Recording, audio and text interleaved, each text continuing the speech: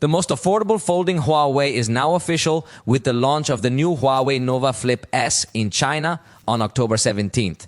It features a flip-style design aiming to be both compact and lightweight. Available in 6 colors: green, white, pink, black, sky blue, and sand black.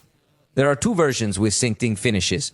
One with synthetic leather, measuring 6.88 millimeters thick when opened and weighing 195 grams, and the other, which is manufactured in glass with 6.9 millimeters thick and 199 grams of weight.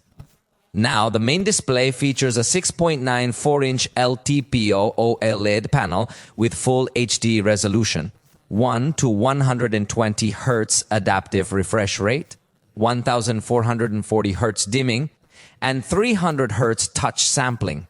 The external display is square and smaller than usual, as this is a budget foldable. It's also OLED and measures 2.14 inches diagonally. The resolution is 480 pixels, and for sound, it uses Huawei Histon technologies. However, details about the speakers are not specified, so it might not have stereo sound, but I'm not sure yet. The front camera is 32 megapixels with an f2.2 aperture. And for the back, we will find a 2-camera system. The main one is 50 megapixels with aperture f1.9, accompanied by an ultra-wide-angle camera 8 megapixels with aperture f2.2. Leaving aside the telephoto camera issue, keep in mind it's a foldable aiming to adjust its price. The battery capacity is 4,400 milliamp hours. That for a flip-type folding, the truth is that it is attractive.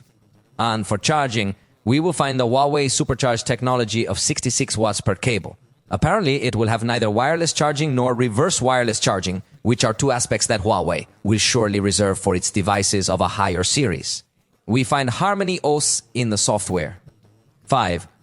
One introduces new AI features with Celia Assistant improvements for the external display, including live widgets and interactive themes, plus mini games and Harmony OS smart communication too to enhance the signal. Performance is intriguing because Huawei has not officially confirmed which processor is being used.